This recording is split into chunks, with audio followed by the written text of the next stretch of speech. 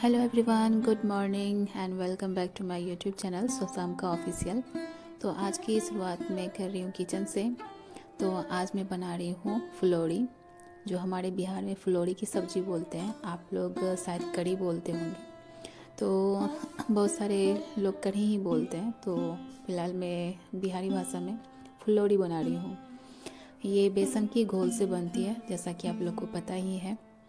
तो यहाँ पे मैं आज इसी की सब्ज़ी बना रही हूँ, क्योंकि बहुत दिन हो गए थे, कुछ हट के खाने का मन कर रहा था, तो इसलिए आज मैंने फुलौड़ी बना लिया। और वास्तव में ये बहुत ही अच्छी बनी थी, बहुत ही हल्की सी। और मैं आप लोगों को बता दूँ कि मैं जब बेसन घोलती हूँ तो मैं उसे में मतलब बेकिंग सोडा वगैरह कुछ नहीं डालती, सिर्फ ऐसे ही फेंट लेती हूँ। बस 5 मिनट फेंटने के बाद वो खुद मतलब खिली खिली सी हो जाती है। तो मैं आप लोग को भी दिखाऊंगी। तो साइड में मैं उसकी मसाले की तैयारी भी मतलब कर रही थी। प्याज वगैरह टमाटर वगैरह काटूंगी, अदरक लहसुन जो भी है उसे काट के अभी साइड में करके रखूँगी। मैं इसे इसी तरह काट के भूंज के ही बनाती हूँ, कोई मसाला मैं पीस के नहीं मतलब इसमें डालती हूँ। तो आप लोग देख सकते हो मैंने प्याज को छोटे छोटे टुकड़ों में काट लिया था। तो अभी आप लोग देख सकते हो फुलौड़ी कितनी अच्छी बनी हुई है, फूल के एकदम आ गई है अच्छे से, एकदम हल्की बनी थी, बहुत ही अच्छी, और खाने में भी बहुत अच्छी बनी हुई थी। तो गाइस आप लोग भी बताइएगा कि आप लोग की भाषा में इसे मतलब किस नाम से पुकारा जाता है। ऐसे तो हमारे बिहार में फुलौड़ी ही बोलते हैं।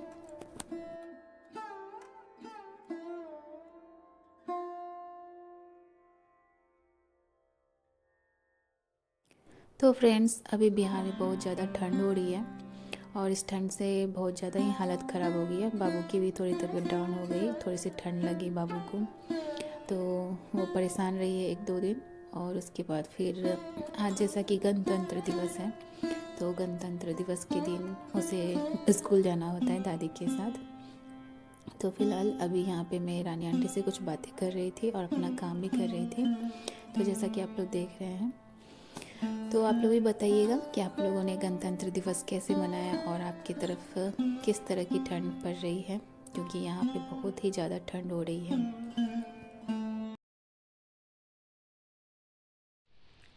Hello everyone, good morning. कैसे हैं आप सभी? आई होप कि आप सभी बहुत अच्छे होंगे। तो फ़िलहाल गाइस, अभी बिहार में बहुत ही ज़्यादा ठंड हो रही है, और इस ठंड में ठिठुरन कुछ ज़्यादा ही हो गया है। कनकनी जैसा कुछ मतलब ज़्यादा हो गया है, कनकनी बढ़ गई है। तो जहाँ तक सभी बोलते थे कि 15 जनवरी के बाद ठंडा कम हो जाता है, तो अभी मौसम ने अपना रंग चेंज कर लिया। अब मौसम को लेकर जो लोग बोलते थे कि वो कभी भी चेंज हो सकता है, उस पर कोई भरोसा नहीं कर सकता, तो सही बात है, इस पर कोई भरोसा नहीं कर सकता है, वो कब चेंज हो जाए पता नहीं। तो फिलहाल अभी वही चीज़ें हो रही है प्रकृति के साथ। तो ठंड तो अपनी स्थान पे बढ़ ही गई है, तो फिलहाल अभी हम लोग को ठंड से बच के रहना है। और बच्चों के स्कूल में भी छुट्टी हो गई है। तो गाइस, अब मैं अपनी मतलब स्टडी को लेके कुछ चैप्टर मेरी बाकी है, जो मुझे जनवरी में ख़त्म करने हैं, और जल्दी से जल्दी मैं वो ख़त्म कर लेना चाहती हूँ। ख़त्म करने का मतलब ये नहीं है कि मैं सिर्फ उसे ख़त्म करके छोड़ दूँगी, फिर से मुझे उसे रिपीट करना है। तो इसलिए मैं कोशिश कर रही हूँ कि मैं जनवरी तक उसे अच्छे से कंप्लीट कर लूँ। तो जो भी मैं करती हूँ पढ़ती हूँ, आप लोग से शेयर तो करती हूँ। और फिलहाल अभी हमारा नाश्ता पानी हो गया है, तो अभी चलूँगी अपना स्टडी फर्स्ट स्लॉट अपना करने के लिए। तो उसे भी करने में टाइम लगता है, और बीच में तो बाबू भी आ जाती है, तो उसे भी देखना सुनना पड़ता है। तो चलिए स्टार्ट करती हूँ। और हाँ, तो फ्रेंड्स, यहाँ पे मैं अपना फर्स्ट स्लॉट जो भी है स्टडी का अभी ये स्टार्ट करूँगी, और जो भी होता है मैं आप लोगों से शेयर करती हूँ, और मुझे अच्छा लगता है आप लोगों से शेयर करना। तो कुछ ही टाइम के बाद, यानी 2-3 दिन के बाद, मेरा ये रीजनिंग वाला चैप्टर जो है पूरा समाप्त हो जाएगा, और मुझे बहुत खुशी होगी कि इतनी जल्दी मतलब समाप्त भी हो गई। और जो मुझे नहीं आ रहा था, या फिर मैं जहाँ पे अटक गई, या फिर जो लेसन मुझसे नहीं बन पा रहा था, उस पर मैं थोड़ा ज़्यादा कमान कर सकती हूँ। वो क्या है ना फ्रेंड्स, अगर हम किसी सब्जेक्ट पे अच्छे से ध्यान नहीं दिया जाए ना तो वो छूट जाता है, और जब एग्ज़ाम पास आता है ना तो ऐसा लगता है कि अच्छा मैंने ये नहीं पढ़ा, वो नहीं पढ़ा, सारी चीज़ें माइंड के आसपास घूमती रहती हैं। तो मैं नहीं चाहती कि मेरे साथ ऐसा कुछ भी हो। तो इसलिए मैं इस बार पूरा क्लियर कर लेना चाहती हूँ कि हाँ, मुझसे ये चीज़ हो गया है, मेरा ये कंप्लीट हो गया सब्जेक्ट, मैंने इसे जो इम्पोर्टेंट है मैंने उसे बनाया है। ऐसा नहीं है कि सब पूछते ही हैं, बट मैंने कोशिश की है 1 से लेके जितने लेसन थे रीजनिंग में मैंने उससे सब बनाया है। तो उसके बाद फिर मुझे नए कुछ सब्जेक्ट स्टार्ट करने हैं, तो साथ में इसे भी लेकर मुझे चलना पड़ेगा, क्योंकि अगर मैंने इसे छोड़ दिया तो फिर मैं भूल जाऊंगी कि कैसे क्या बनाना है नहीं।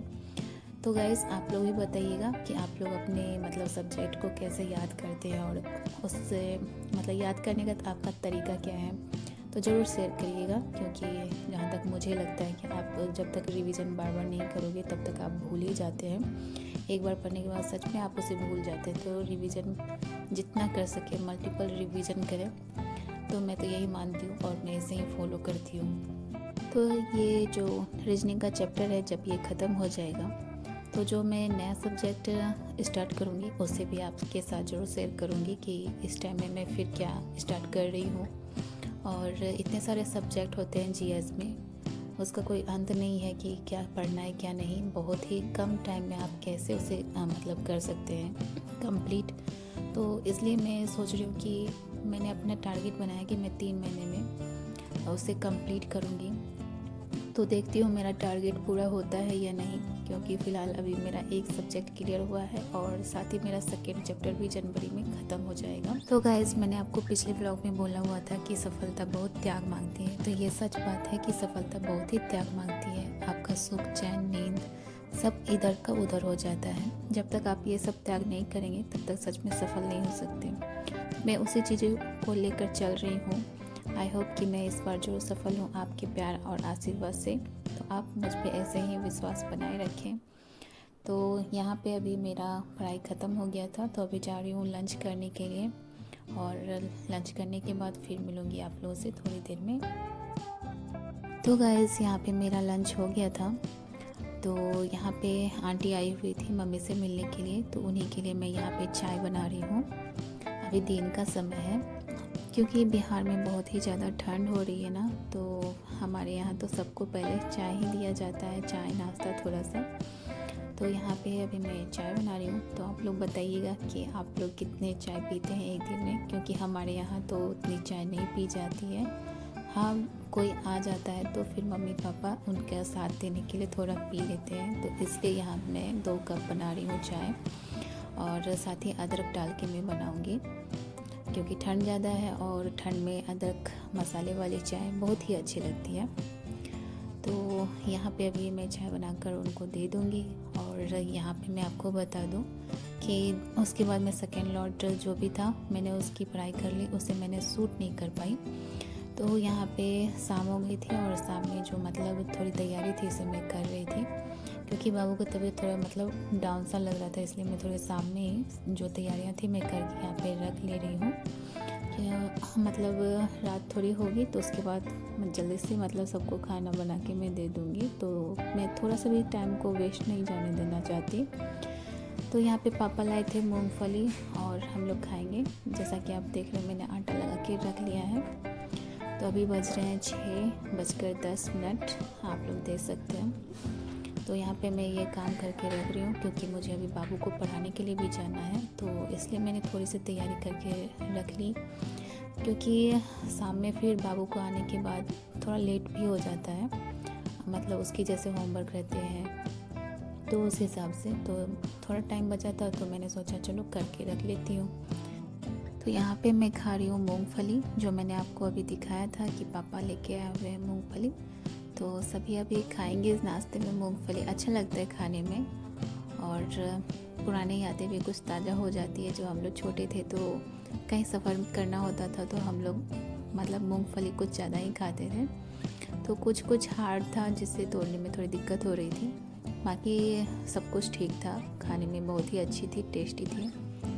तो यहाँ पे असिका के पापा ने असिका के लिए एक पार्सल भिजवाया है और इसने ही डिमांड की हुई थी कि मुझे कुछ चाहिए पापा। तो अभी मैं अनबॉक्सिंग करूँगी, तो आप लोग भी देख के बताइएगा कि कैसा लगा। तो अभी ये कुछ दिनों से बस इसी का वेट कर रही थी, पापा को तंग कर रही थी, परेशान कर रही थी, पापा कब आएगा कब आएगा। तो फ़िलहाल ये आज शाम में आया है 7:30 बजे के आसपास। तो अभी इसे मैं अनबॉक्सिंग करूँगी और आप लोग भी बताइएगा कि क्या है, क्योंकि बच्चे ना इधर उधर करने से अच्छा है कि आप उसे कुछ मतलब इस तरह की चीज़ें उसे दें खेलने के लिए, ताकि वो इंगेज भी रहे और कुछ अच्छा सीखे भी।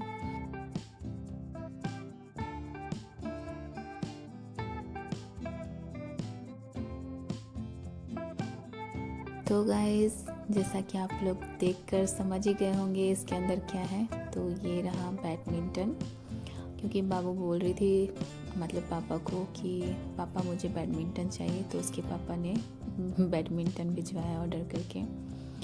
और बच्चों को जहाँ तक हो सके कोई ना कोई गेम इस तरह से सिखाएं कि वो उस चीज़ को सीखें, उसके बारे में जानकारी इकट्ठा करें, और जहाँ तक हो सके आपको जितना नॉलेज है इस खेल के बारे में तो उसे ज़रूर बताएं, ताकि उसका इंटरेस्ट बढ़े।